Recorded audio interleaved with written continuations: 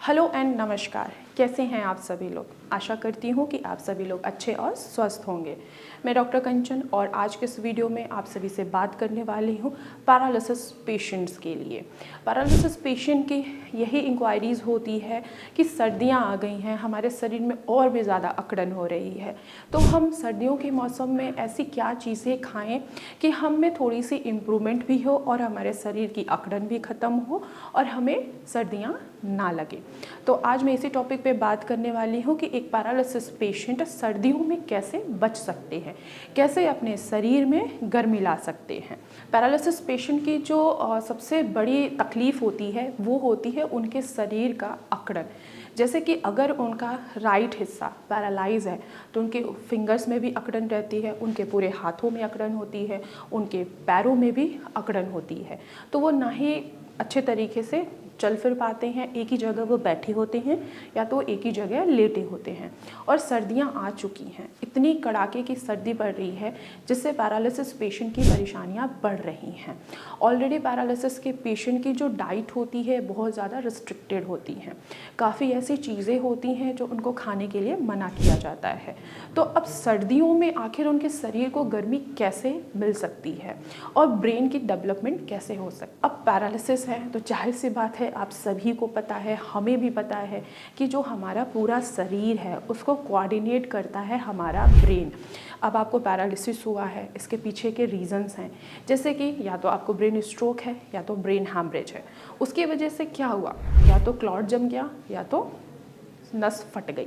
अब नस फट गई तो वो हिस्सा क्या हो गया, आपका डैमेज हो गया। तो हमें ब्रेन की जो न्यूरोप्लास्टिसिटी है उसको भी तो इन्हेंस करना है, उसको भी बढ़ाना है। तो हम ऐसी कौन से डाइट को फॉलो करें, ऐसी क्या चीज़ें हम अपने खाने में ऐड करें जिससे हमारी तकलीफ़ भी कम हो और न्यूरोप्लास्टिसिटी भी वो भी हमारी इम्प्रूव हो। तो आज मैं बात करने वाली हूँ ड्राई फ्रूट्स के बारे में। सिर्फ 3 ड्राई फ्रूट्स के बारे में बताऊँगी जो एक पैरालिसिस पेशेंट उनका सेवन आसानी से कर सकते हैं। पहला ड्राई फ्रूट्स है वॉलनट, यानी कि अखरोट। अखरोट में ओमेगा 3 फैटी एसिड होता है और ये क्या करता है, आपके ब्रेन में आए हुए इन्फ्लेमेशन को कम करता है और नर्व की फंक्शनिंग को इम्प्रूव करता है, जिससे न्यूरोप्लास्टिसिटी इंक्रीज हो, इन्हेंस हो और आपके अंदर थोड़ी सी इम्प्रूवमेंट आने स्टार्ट हो। अखरोट है तो अब हमें अखरोट कैसे खाना है। एक दिन में आप 3 से 4 अखरोट सेवन कर सकते हैं इनका, लेकिन इनको ऐसे नहीं खाना है, आपको इनको सोक करके ही खाना है।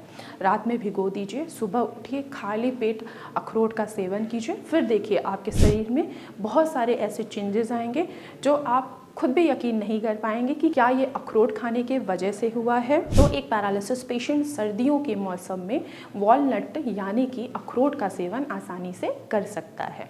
इसके अलावा जो दूसरा ड्राई फ्रूट्स है वो है आपका बादाम। बादाम का सेवन भी एक पैरालिसिस पेशेंट आसानी से कर सकते हैं, क्योंकि बादाम में बहुत सारे ऐसे न्यूट्रिएंट होते हैं, ऐसे इसेंशियल न्यूट्रिएंट होते हैं जो आपके ब्रेन के न्यूरोप्लास्टिसिटी को इन्हेंस करेगा और आपके अंदर इम्प्रूवमेंट लाएगा, आपके मसल्स में इम्प्रूवमेंट लाएगा। जहाँ पे आपके हाथों के और फिंगर्स की मूवमेंट नहीं हो रही है उनमें मूवमेंट आएगा और साथ ही साथ आपके सर्दियों में भी आपको आराम दिलाएगा। इसके अलावा तीसरा ड्राई फ्रूट्स है चिलगोजा, जो कि मोस्ट इम्पॉर्टेंट है। इनमें बहुत सारे विटामिन्स पाए जाते हैं, जैसे कि vitamin B1, vitamin B2, vitamin C पाया जाता है, मैग्नीशियम पाया जाता है, पोटेशियम पाया जाता है, जिंक पाया जाता है, इसमें प्रोटीन पाया जाता है और इवन कि इसमें फॉस्फोरस भी पाया जाता है, जो आपके ब्रेन पे इन्फ्लामेशन कॉज हुआ है, जिसकी न्यूरोप्लास्टिसिटी जो है वो आपकी डीजनरेट हो गई है, उसको इन्हेंस करने में चिलगोजा महत्वपूर्ण योगदान निभाता है। साथ ही साथ सर्दियों में आप अगर 3 से 4 चिलगोजा का आप सेवन करते हैं तो आपके लिए काफ़ी बेनिफिट होगा।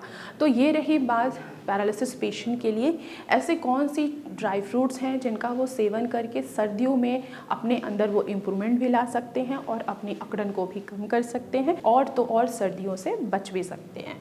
तो आज की वीडियो में बस इतना ही, फिर मैं मिलूँगी नेक्स्ट वीडियो में। तब तक के लिए धन्यवाद।